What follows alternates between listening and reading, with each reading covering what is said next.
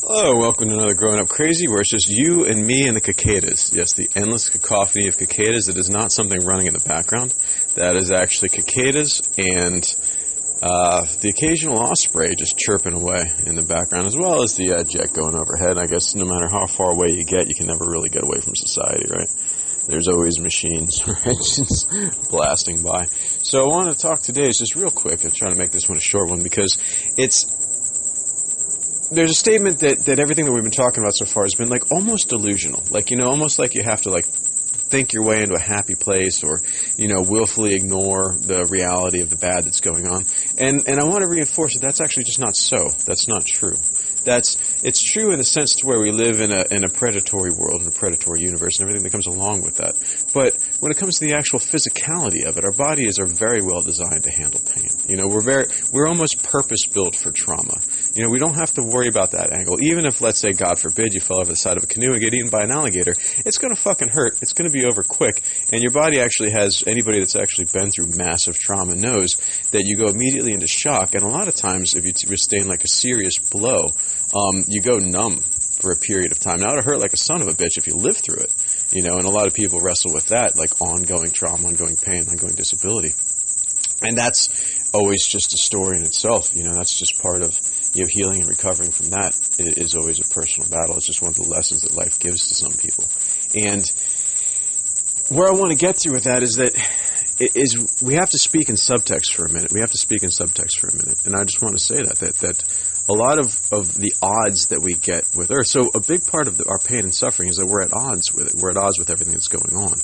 And if you listen to the subtext of yourself as you're approaching it, it's approaching it from this standpoint of that things should be a certain way. And I always say, like, fair is a four-letter word, and should be as well. What it is, and the perspective that we lack, what we lack is perspective, and what we lack is that upstream perspective. And I'm not just saying this. We'll deal with the physical as well as we'll deal with the emotional and the mental later. First of all, the physical, because obviously when stuff hurts, it's having gone through the worst migraines you could ever have in your life. Like, I know what it's like to pass out from pain, basically to be tortured into unconsciousness. That's how I grew up, beginning at 6. I have like the worst possible migraines you can imagine. Well past the hammer vision, sensitivity to light, and vomiting.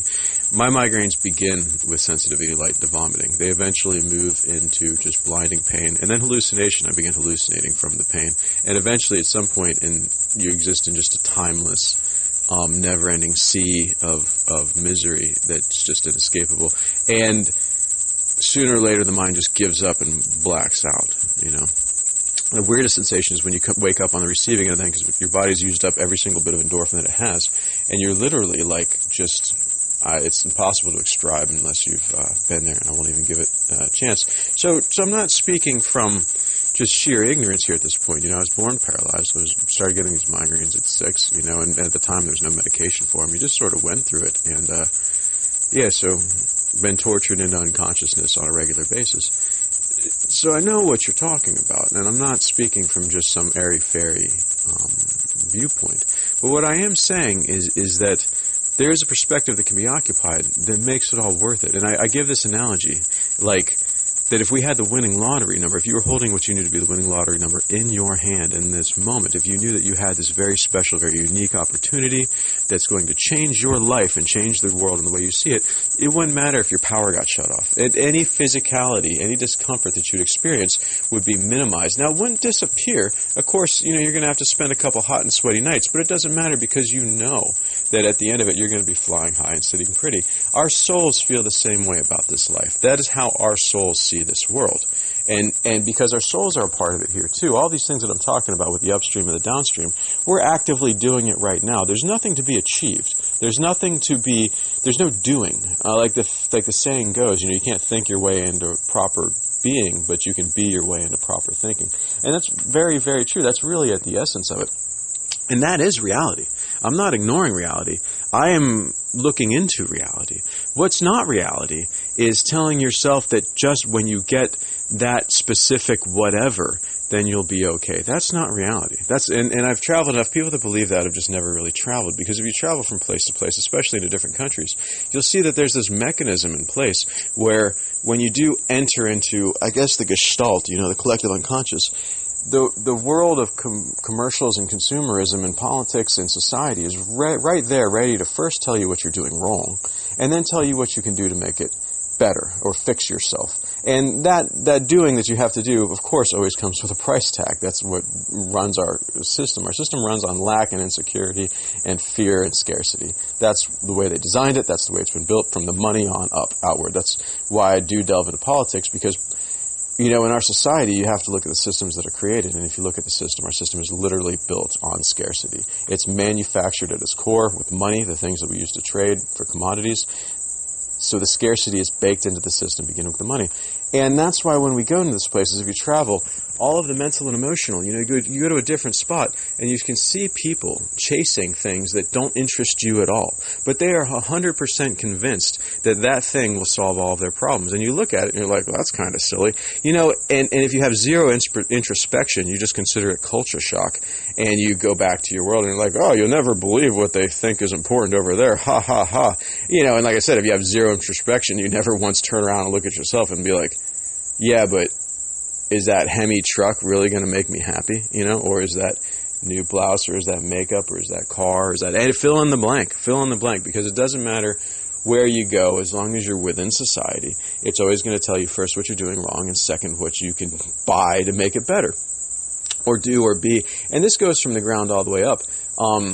We get it kind of light. If you go into the upper echelons of society, they have a whole shit list of stuff that has to be maintained in order to demonstrate success, and it's turtles all the way down. And it really is a functional form of insanity. It's functional insanity because it works, it gets reality from one day to the next, but it really is crazy nonsense, crazy babble talk. It doesn't exist. We made the whole thing up. We really made the whole thing up.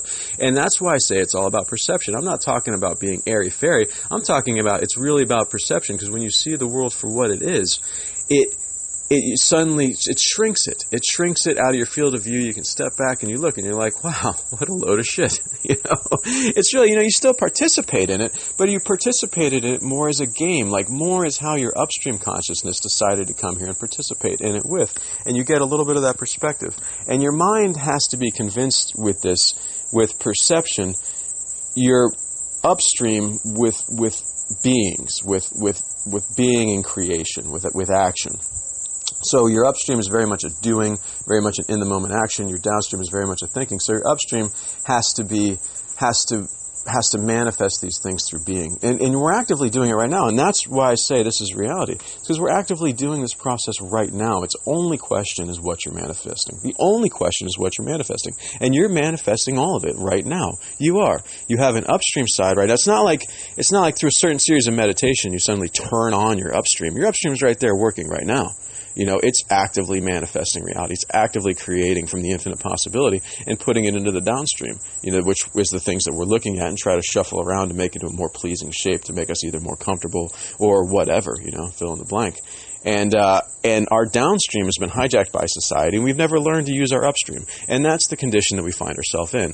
An ignorance of the upstream and a hijacked downstream that we just sort of muddle through, hoping to not get hurt too much.